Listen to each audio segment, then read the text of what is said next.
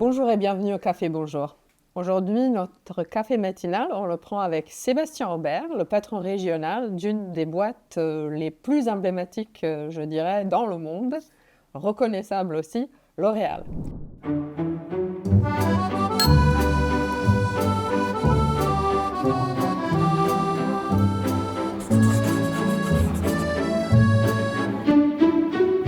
Bonjour Sébastien, Bonjour Sania, comment vas-tu? très bien, merci.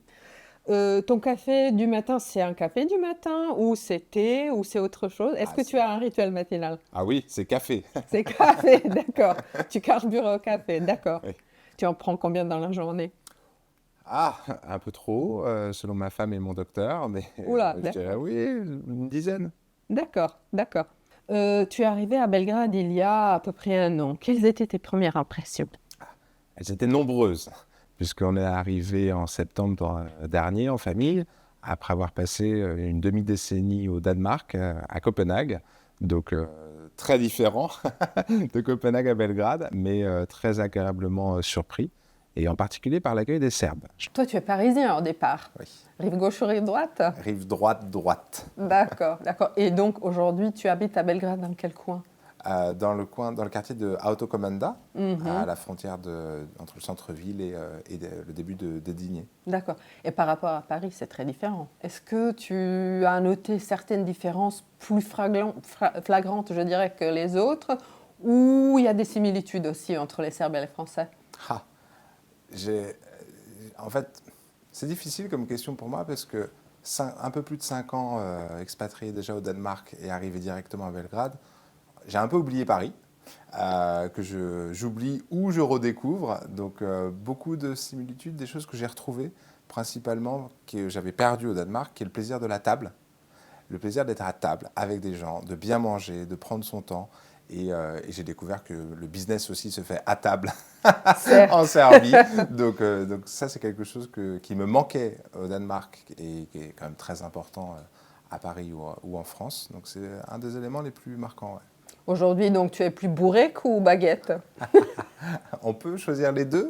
Oui, La oui, baguette me manque oui, oui. beaucoup, difficile à trouver ici, mais la bourrec est intéressante. Tu as beaucoup voyagé, tu as vécu dans beaucoup de pays, et en fait, moi, ce qui m'intéresse, c'est ce côté expatriation.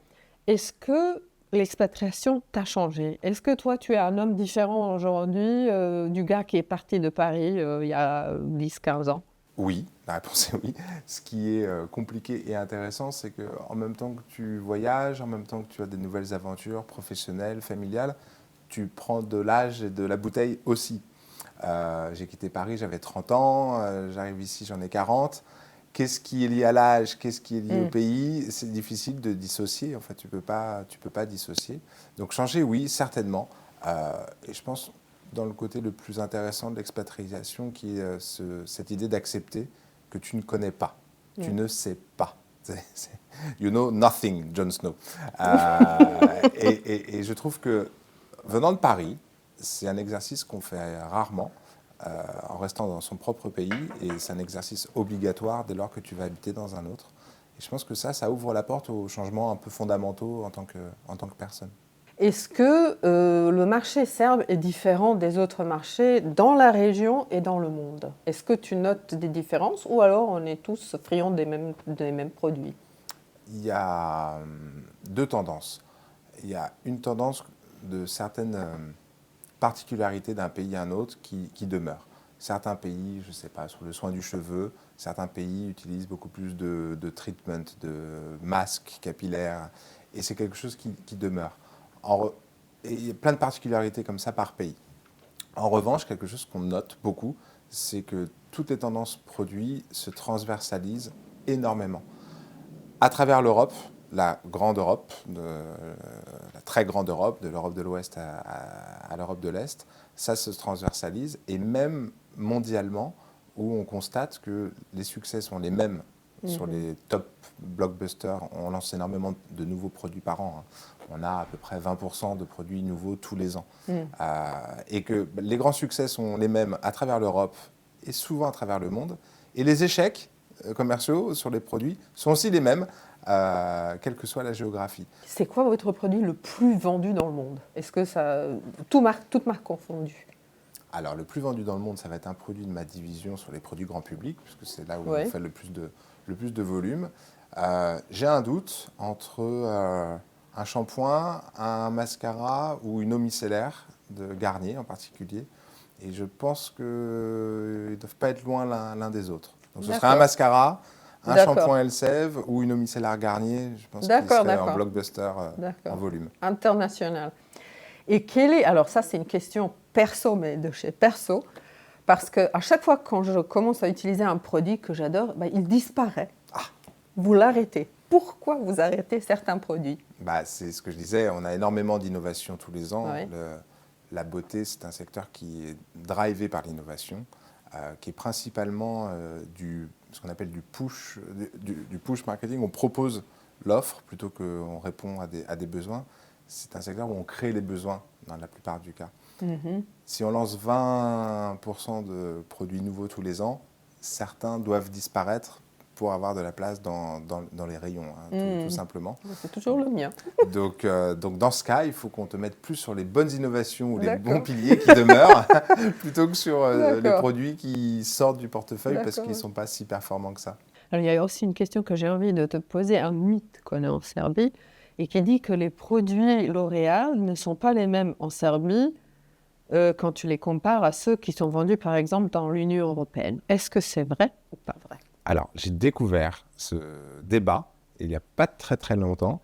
Je suis tombé de ma chaise parce qu'effectivement, j'étais principalement en Europe de l'Ouest, donc je ne me suis jamais posé cette question-là. La réponse est très simple pour L'Oréal, c'est non. Les produits sont les mêmes. Ce qui peut différer, c'est certains produits, certaines parties du portefeuille sont différentes d'un endroit à l'autre, d'un pays à l'autre. Et on parle de produits différents. Sur des produits qui sont différents. Sur des produits qui sont les mêmes, les formules sont les mêmes pour une raison très simple. C'est que, en tout cas dans toute l'Europe, on a les mêmes usines pour toute l'Europe. L'Europe, la grande Europe. On ne parle pas d'Union européenne quand on parle des usines. Donc, les shampoings Elseve sont faits à Rambouillet en France, le maquillage Maybelline à Orme, le soin de la peau à Karlsruhe en Allemagne. Et nos usines sont spécialisées par catégorie. D'ailleurs, elles font toutes nos divisions parce que depuis une dizaine d'années, elles se sont spécialisées sur un type de produit, que ce soit pour produits grand public, que ce soit pour produits professionnels en salon ou pour dermocosmétiques en pharmacie. Ce sont les mêmes unités de production. Mais le packaging peut varier, en revanche. Non, les mêmes produits sont les mêmes produits. Ce qui va varier sur un packaging, c'est la localisation, la mise à la langue. Oui, d'accord. Mais c'est tout. Moi, quand je pense L'Oréal, je pense à une société qui, au départ, s'adressait surtout à un public féminin, je dirais, parce que maquillage, produits de soins, etc., etc.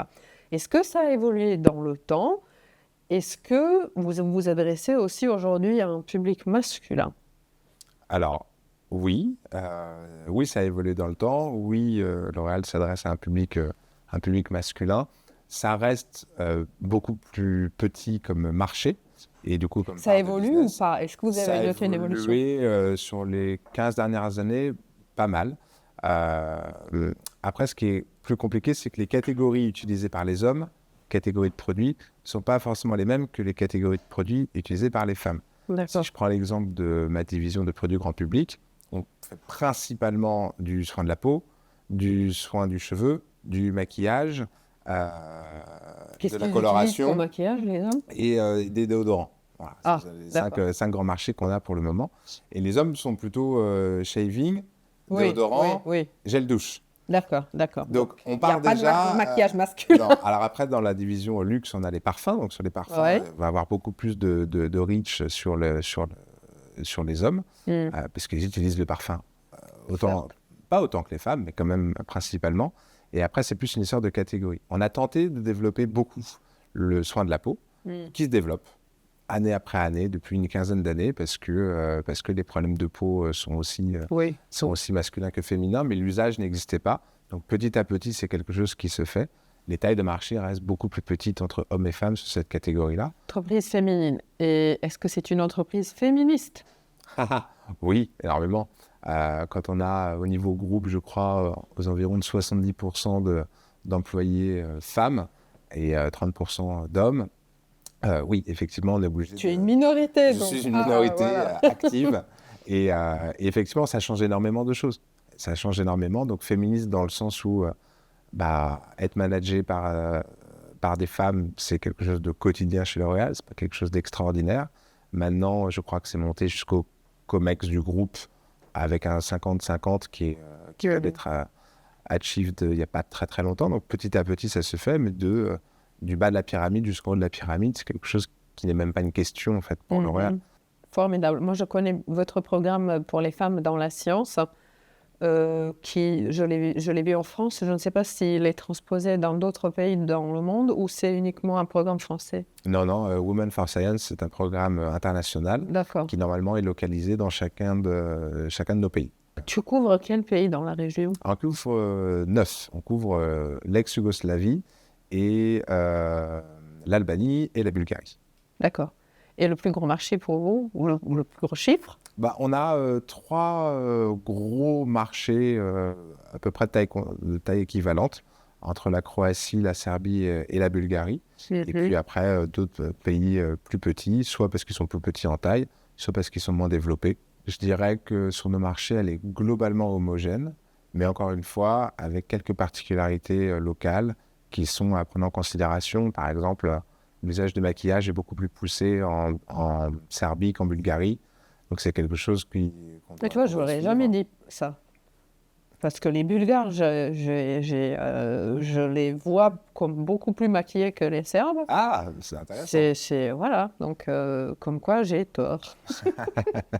Donc voilà, globalement, on est 80% va être à peu près homogène, mais les 20% qui ne sont pas homogènes sont aussi des choses à prendre en considération pour faire la différence sur chacun des marchés. Et alors, on a parlé la dernière fois quand on s'est rencontrés beaucoup de développement durable qui pour toi personnellement est très important, mais aussi pour ton entreprise. Donc la Serbie, on en est un petit peu loin de ces préoccupations, enfin quoique de plus en plus depuis quelques années, des gens sont de plus en plus conscients des efforts qu'il faudrait faire. Donc quelles sont les choses que vous faites à l'intérieur de votre entreprise? Et qu'est-ce que toi, tu fais personnellement? Est-ce que tu as remarqué peut-être des choses en Serbie il faut absolument changer ou des choses qui sont de bonnes pratiques peut-être? Alors, c'est un sujet extrêmement vaste, extrêmement important. Je pense qu'il n'y a pas de débat sur l'urgence de la chose. Et réduire nos émissions carbone en tant qu'individu, en tant qu'entreprise, en tant qu'employé dans une entreprise, c'est quand même en train de devenir une top priorité pour survivre. Donc, on a la plupart de nos usines qui sont en train de devenir toutes neutralité carbone. On est en train de travailler sur des projets d'eau recyclée. Pareil, les usines sont quand même des gros consommateurs. Je crois qu'une usine arrive même à être positive en bilan carbone, ce qui est plutôt un énorme achievement. Donc, on a énormément de choses au niveau groupe. Et après, énormément de choses qui arrivent sur les produits. Donc, les plastiques... tous recyclés, recyclables, qui créent aussi des nouveaux besoins, parce que trouver des besoins de plastique à recycler pour faire des shampoings, on a des besoins gigantesques. Ouais. Du coup, ça fait fluctuer les prix sur les marchés. On a le plastique vierge qui maintenant coûte de moins en moins cher, mais parce qu'on est tous passés en plastique recyclé. Donc, il y a quand même des swings de marché qui sont assez énormes. Mais maintenant, l'outillage est fait, donc on pense que c'est la bonne voie à continuer. Et sur le plastique, si je fais le lien, c'est vrai que c'est la chose, moi, qui m'a le plus choqué en Serbie. En particulier, tu me demandais dans la région que je visite s'il y a des disparités. Bah oui, entre la Slovénie qui trie 14 poubelles dans la rue, la Croatie qui n'en a que 7, la Bulgarie qui en a 3 et la Serbie qui en a 1, ça fait une des disparités à travailler. Donc c'est vrai que c'est quelque chose qu'on essaie de pousser un petit peu plus ici, à travers soit des partenariats avec nos clients pour mettre des récupérateurs de plastique dans leurs enseignes. Certains le font pour eux-mêmes, certains le font ensemble avec nous. Et après, pour la Serbie elle-même, c'est vrai que j'avais cette idée en tête d'essayer de trouver un partenariat durable avec une autre entreprise pour accélérer le recyclage au moins du plastique, éviter de le brûler. Et on revient sur les émissions de CO2. Puisque toutes les technologies existent. Donc, si l'État n'arrive pas à le faire, je pense que dans le tissu économique, on doit être quelques entreprises intéressées à récupérer le plastique de bonne qualité. Quels sont tes plaisirs dans la vie? Est-ce que tu es drivé plutôt par des choses pro ou tu as plutôt des plaisirs perso? Ou alors ça se confond? Euh, ça se confond évidemment, puisqu'on n'est qu'une personne. Pour le travail, pour la famille ou comme individu. Quels sont mes plaisirs dans la vie? Écoute, moi j'aime beaucoup aller très vite et de façon très intense dans mon boulot. Et j'ai besoin de compenser ça en allant très doucement et de façon plus profonde dans ma vie perso. Que ce soit en famille, que ce soit les enfants, que ce soit avec mes amis, de slow down pour retrouver mon énergie. Donc tout ce qui va être un peu plus lent, j'ai bien aimé. Et en même temps... C'est tendance d'ailleurs, slow food, Ouais. slow fashion, slow everything. Mais c'est pas pour faire slow sur tout, Non, parce que c'est pas du non. tout la façon dont je suis, mais Non, c'est comme non. ça que je me ressource. Et du coup, j'utilise mon temps libre pour me ressourcer, pour être honnête, parce qu'effectivement, ma vie professionnelle me prend beaucoup d'énergie, beaucoup Et tu de fais temps. quoi pour te ressourcer? J'essaie de prendre mon temps. D'accord. J'essaie de faire mon yoga, j'essaie de me D'accord. recentrer, j'essaie de réfléchir et j'essaie de passer du temps avec ceux que je vois pas assez au courant de la semaine, famille, amis. Et en activité, j'ai quand même quelque chose qui est resté depuis mon adolescence, avec un fort loisir pour les sports extrêmes. Alors, j'ai plus l'occasion d'en pratiquer beaucoup, que ce soit roller, snowboard ou pilotage, n'importe quoi qui va aller chercher un peu d'adrénaline. Oui, d'accord. C'est aussi mon autre façon de me ressourcer. Tu as pu faire ça ici en Serbie ou pas Alors, encore? pas tout encore. Tu as visité un peu la Serbie? Oui, Tu as vu quoi? on a vu du nord de Subotica jusqu'au sud de Zlatibor et la région, et toute la région de Tara qu'on a trouvé vraiment Ah, c'est magnifique. formidable. Alors là, il faut absolument que tu fasses du rafting Ouais. à Tara. Ça, c'est quelque chose vraiment que je te conseille parce que c'est exactement ce que tu veux. Tu veux de l'adrénaline. Je pense que là, si tu y vas au mois de mai, au moment de la fonte des glaces, tu vas l'avoir, l'adrénaline. Super, De noté. rafting. Combien de temps tu restes dans un pays ou est-ce que c'est pas prédéterminé? Ça peut varier. Professionnellement, c'est pas prédéterminé du tout. La preuve en est que ma première expatriation au Danemark a duré 5 ans et demi, même si j'ai eu deux postes là-bas, mais quand même. Le premier a duré 4 ans. Généralement, on est plutôt sur des missions semi-longues de 3-4 ans, de plus en plus, et pour une très bonne raison, qui est un des slogans qu'on a dans un programme interne qui s'appelle Simplicity, qui était comment décomplexifier L'Oréal, une culture d'entreprise aussi très Rien de complexe. plus compliqué que de simplify things. Exactement. Et un des slogans était Eat what you cook, qui devait remplacer l'ancien slogan de certains qui était Leave before it burns. Et je pense que ça dit tout.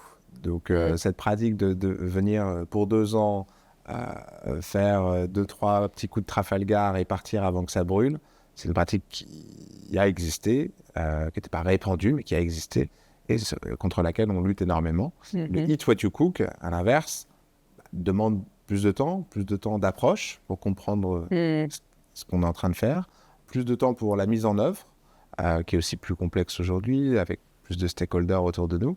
Et puis, encore un petit peu de temps pour mesurer les résultats de ce que tu as mis en œuvre toi-même, et quitte à les corriger pour aller un peu plus loin. Quand tu comptes en années, c'est difficile de faire tout ça en moins de 3 ans. C'est clair.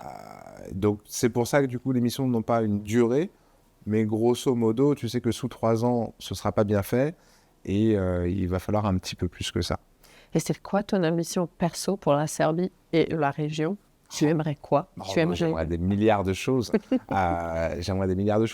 On a un gap culturel dans l'équipe, dans mon équipe directe, assez intéressant, parce que je suis le seul expat, surtout de France. Dans l'équipe, on a un Roumain, et les autres sont Serbes dans l'équipe directe. Et on a une grande différence de point de vue, parce que en arrivant ici, moi, ce que je sens, ce que je vois, c'est quand même un appétit de développement assez considérable, un appétit d'accession aux choses, un appétit de faire un petit peu plus d'argent pour avoir plus de choses. Est-ce qu'on est d'accord, pas d'accord? C'est pas le sujet. J'ai vécu ça quand j'ai vécu à Madrid il y a pile poil 20 ans. Et l'Espagne était exactement dans cet esprit-là, en tout cas de Madrid, mais même plus large que Madrid, dans cet esprit d'accession à des nouvelles choses. Et au tout début des années 2000. Et j'ai ce sentiment-là ici, mais que mon équipe locale ne sent pas du tout, parce qu'ils sont plus sur la perte de démographie, la vie reste difficile, Belgrade est pas la Serbie, etc., etc. Donc on a des discussions très intéressantes. Mon plus grand souhait, ce serait d'arriver à montrer qu'effectivement, les marchés se développent parce que les gens veulent accéder, parce qu'on peut proposer plus de choses. Découvrir, surtout en beauté, c'est aussi plus de choses, c'est pas que vendre plus de produits, c'est aussi faire découvrir des nouveaux gestes. C'est la beauté de la beauté. Ouais. Tu vois, il y a un marché que j'ai vu naître, qui n'existait pas du tout, qui est dans le maquillage, tout ce qui est pour les eyebrows, les sourcils. Mais aujourd'hui, c'est devenu un truc monumental. C'est plus gros que les liners. Les liners, ça a toujours existé. Et maintenant, c'est plus gros que les liners. Et le nombre de gestes à inventer là-dessus est énorme. Et typiquement, c'est un segment qui a été créé il y a quelques années par l'offre produit et qui est encore sous-développé dans la région ici, qui a quand même un petit lag dans le temps par rapport à des marchés plus développés. Donc, dans l'esprit de développer, c'est pas que vendre plus, c'est aussi proposer des nouvelles choses intéressantes pour que nos consommatrices s'éclatent. Alors là, je ne suis pas forcément cliente, mais alors j'encourage très fortement parce que j'espère que les femmes vont revenir à ce type de produit plutôt qu'au tatouage sourcils qu'on pratique beaucoup dans la région. Je vois que tu es très ambitieux pour notre marché, c'est formidable, j'en suis ravie. Est-ce que tu as noté, est-ce qu'on t'a appris un petit peu des choses sur la Serbie et sur la région? Parce que tu es arrivé dans une région qui est riche en histoire et en conflit aussi. Et de quelle façon ça se reflète dans ton travail? Est-ce que tu as des différences d'opinion entre les pays ou est-ce que tu notes peut-être des similitudes? Est-ce que malgré notre histoire qui est chargée, surtout c'est dans les années 90, est-ce que ça se voit dans le job ou pas du tout? C'est un sujet très, très complexe. D'un point de vue personnel, j'ai appliqué ce que je te disais, tu arrives de quelque part, tu pars du principe que tu ne sais pas. Sinon, tu pars avec des biais qui seront très compliqués à corriger dans le futur. Et en arrivant avec ces principes-là, effectivement, on a révisé toute l'histoire de la Yougoslavie, le départ de la Yougoslavie, de l'éclatement de la Yougoslavie. J'ai découvert aussi dans l'histoire récente l'apparition de l'Albanie. Essayer de comprendre la Bulgarie que j'ai dans mon scope professionnel, mais qui n'a rien à voir avec l'histoire récente de la région. Donc, toute cette partie-là. Mais en fait, plus on a creusé, plus on a remonté aux empires, et l'Empire austro-hongrois et l'Empire ottoman. Donc, je suis en train de rouvrir des livres d'histoire encore, parce que celle-là, elle est quand même de plusieurs siècles, elle est quand même un petit peu plus longue que la Yougoslavie sur une cinquantaine d'années. Donc, on réouvre les livres d'histoire. Et là-dessus, c'est un truc un peu marrant, mais un de nos amis serbes nous dit qu'on a découvert la Serbie, très intéressé. Où êtes-vous allé? On est allé à Subotica. Et il s'est refermé d'un seul coup en nous expliquant qu'en fait, Subotica, ok, c'est pas complètement la Serbie non plus. Et du coup, tu vois, c'était le premier truc. Ok, donc il y a encore des strates qu'on n'a pas encore complètement dans nos mains. Donc ça, c'est la découverte personnelle et qui est pleine d'émotions aussi pour moi, parce que moi, pendant la guerre, j'avais 10 ans, j'ai la Bosnie dans mon scope, j'ai été plusieurs fois à Sarajevo, on vient de faire la visite guidée locale, et pour moi, ça remonte beaucoup de choses, parce que j'avais 10 ans, parce que je regardais la guerre à la télé avec les journalistes de l'Holiday Inn, tu passes devant l'Holiday Inn, hop, ok, c'était ça que je voyais, mais ce que je disais à mon équipe, c'est que moi, depuis la guerre, j'ai pas été confronté à aucune mise à jour de la Bosnie d'aujourd'hui. La dernière fois que j'ai entendu parler de Sarajevo, c'était pendant la guerre.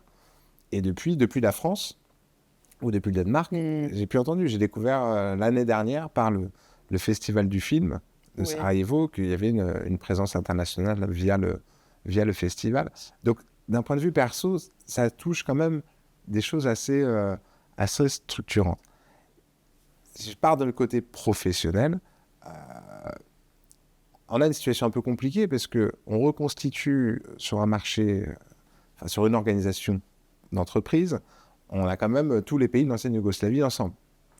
Et comme c'était trop facile, on a aussi l'Albanie et aussi la Bulgarie à gérer en même temps. Du coup... Et tout le monde a été en guerre avec tout le monde à un moment ou à un autre. Exactement. Mais c'est l'Europe. Exactement. Et, la grande particularité, c'est que des gens qui ont été en guerre sont aujourd'hui en train de travailler ensemble dans la même entreprise, dans les mêmes entités. Et ça, c'est quelque chose de très nouveau pour moi. Je l'ai découvert sur le tas. Et après, c'est des gens qui ont été très contents de partager aussi avec moi leur histoire. On essaie de dissocier quand même les deux. On essaie de dissocier les deux parce que chacun a ses propres tabous sur la façon de voir l'histoire. Et il y a encore un devoir de mémoire qui n'est pas fait. Pas les seuls pays. La France a aussi un devoir de mémoire pas complètement terminé non plus sur certains sujets. Donc on dissocie les deux parce qu'on n'a pas besoin de refaire l'histoire ou la lecture, ou partager la même lecture de l'histoire pour mener un business. Ça, pour le coup, c'est vrai. En revanche, il faut faire attention aux différences locales, aux particularités, au fait que les langues, certaines sont proches, mais ne sont plus les mêmes. C'est un fait. Donc, c'est deux, trois choses à prendre en considération, mais j'ai envie de dire qu'on dissocie quand même les deux. On dissocie les deux pour se protéger tous mutuellement dans un esprit de avançons ensemble par l'entreprise, le business, les équipes, monter les équipes ensemble, ce qui est hyper beau en soi. Et on n'a pas besoin d'avoir la même lecture de l'histoire tous, la passée, la courante. On n'a pas besoin de parler du Kosovo pour faire un business au Kosovo. Votre entreprise, justement, c'est la preuve même à quel point on est semblables et que, en fait, la preuve qu'on a beaucoup plus de choses en commun que des choses qui nous différencient. Donc, United Colors of L'Oréal. Bon, merci Sébastien, c'était très inspirant. À une prochaine fois. On se voit lors de prochains épisodes de Café Bonjour. Merci, au revoir et à bientôt.